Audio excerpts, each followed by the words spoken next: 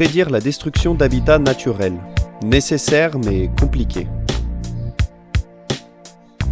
Il y a quelques mois, j'ai écrit un court article de blog pour un projet scientifique qui expliquait en quelques paragraphes pourquoi il était à la fois si difficile et si important de modéliser les changements d'occupation des sols. En effet, on parle énormément du changement climatique alors que c'est bien la destruction des habitats naturels, et donc les changements d'occupation des sols, qui représentent la menace principale pour la biodiversité à l'échelle mondiale. Je me suis dit qu'il serait intéressant de reprendre ce court article pour vous le traduire ici et l'agrémenter de quelques explications supplémentaires. Le lien vers l'article original est disponible dans l'article sur le site internet Phagophytos et je vous invite à le visiter si vous avez envie de lire la même chose mais en anglais. Introduction.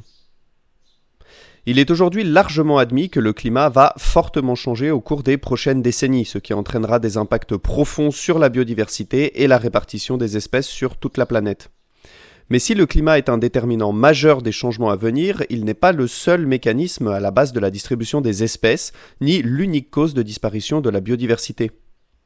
En effet, il est globalement admis que les changements d'occupation des sols représentent la première menace pour la biodiversité et sont particulièrement importants pour comprendre la distribution des espèces et des services et des fonctions écosystémiques. Mais qu'est-ce qu'une occupation du sol? Et qu'est-ce qu'on entend par changement d'occupation des sols? L'usage des sols, aussi appelé occupation ou utilisation des sols, il y a quelques subtiles différences mais ce n'est pas très important ici, représente la fonction ou l'habitat qui couvre une zone définie. Par exemple, les montagnes près de chez moi sont couvertes de forêts, c'est l'habitat qui occupe cet espace. Maintenant, on peut découper plus finement les forêts en cartographiant la distribution des forêts décidues, c'est-à-dire composées d'arbres qui perdent leurs feuilles en hiver, des forêts de conifères, des forêts humides ou encore des parcelles de sylviculture, etc. Les prairies naturelles ou humides, les différents types d'agriculture, les marais ou les zones urbaines et artificielles représentent aussi une occupation des sols.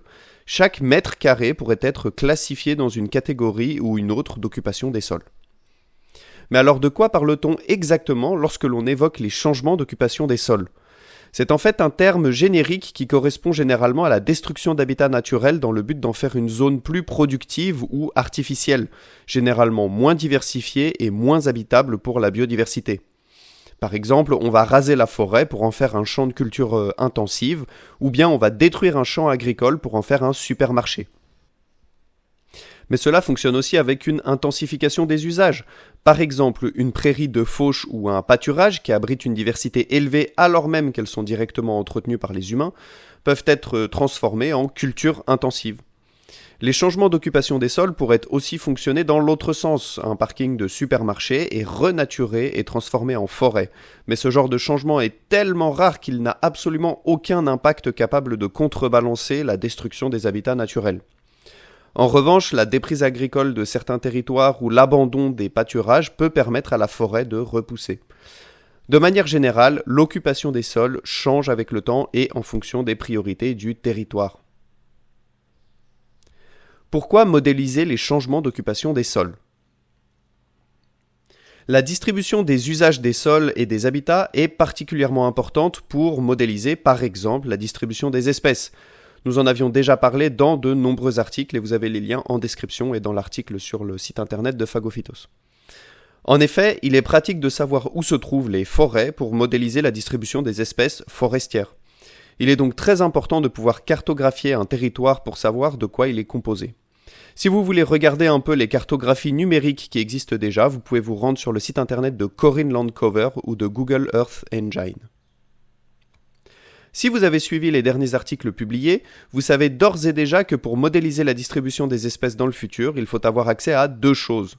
Premièrement, au climat futur, en se basant par exemple sur les différents scénarios de changement climatique, et deuxièmement, à la distribution future de l'occupation des sols. On en avait déjà longuement parlé dans un article dont je vous mettrai le lien en commentaire. Mais il y a un problème. Comment connaître l'occupation future des sols ? Pour le climat, les méthodologies sont relativement connues, mais pas pour l'occupation des sols. D'ailleurs, aujourd'hui encore, la majorité des articles scientifiques qui tentent de modéliser la distribution future des espèces ne se basent que sur le climat, ce qui est gravement réducteur. Comme nous ne pouvons pas savoir a priori comment les paysages vont changer dans le futur et s'il y aura plus ou moins de chaque catégorie d'habitat, il faut là encore jouer avec des scénarios.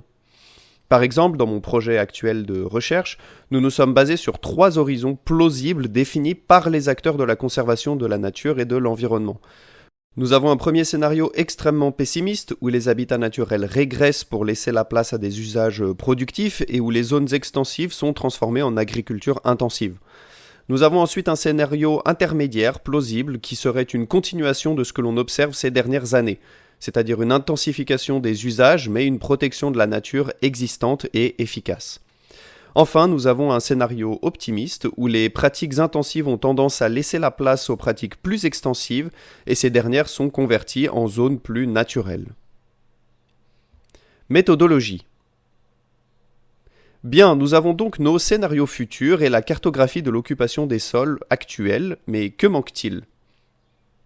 Si nous souhaitons construire un modèle qui arrive à prédire les changements d'occupation des sols dans les prochaines décennies, il nous manque 2 données cruciales. La première est une carte de l'occupation des sols passés avec les mêmes catégories que la carte actuelle afin d'étudier les tendances et les changements qui ont eu lieu ces dernières décennies. La seconde est une collection de données environnementales appelées prédicteurs qui vont nous permettre de comprendre et de projeter les changements dans le futur. Je vous explique. En comparant une carte ancienne avec sa version actuelle, il est possible de mesurer les changements d'occupation des sols. Par exemple, on peut dire en 20 ans, les aires urbaines ont augmenté de plus 10% alors que les prairies naturelles ont diminué de 30%. Cela est particulièrement intéressant pour projeter ces changements dans le futur. Dans 20 ans, on peut imaginer qu'il y aura aussi plus 10% d'aires urbaines et moins 30% de prairies naturelles si l'on suit un scénario de continuation.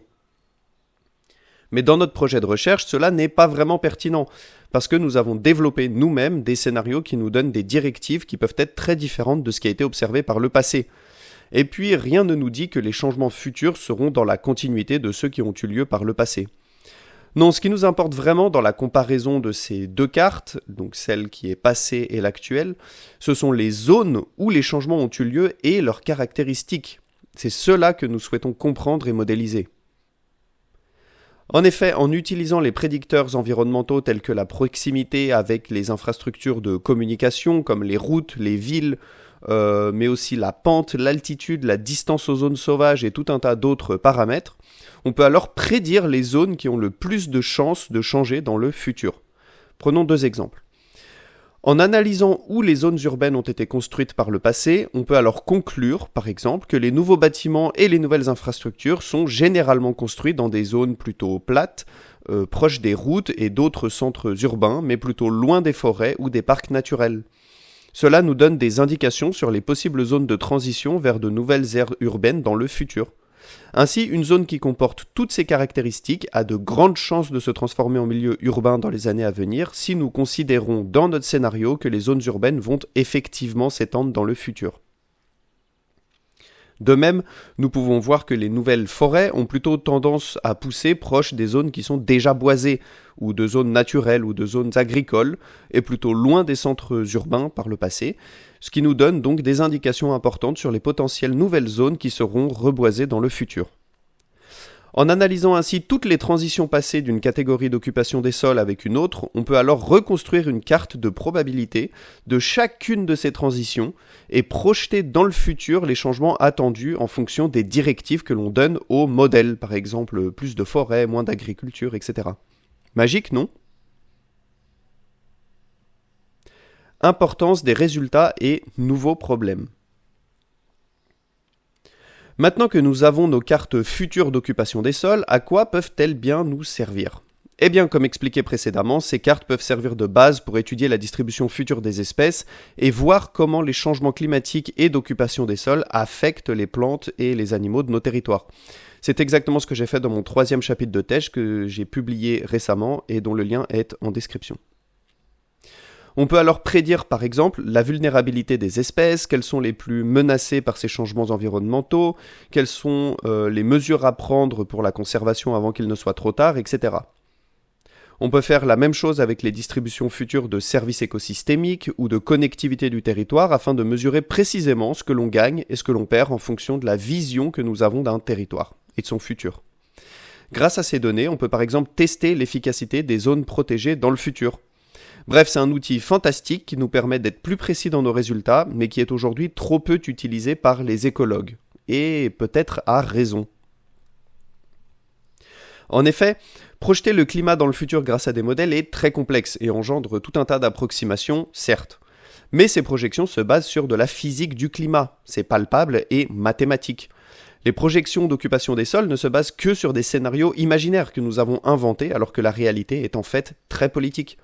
Il est ainsi virtuellement impossible de modéliser avec certitude l'organisation des paysages de demain, alors que c'est possible pour le climat en considérant quelques hypothèses de base.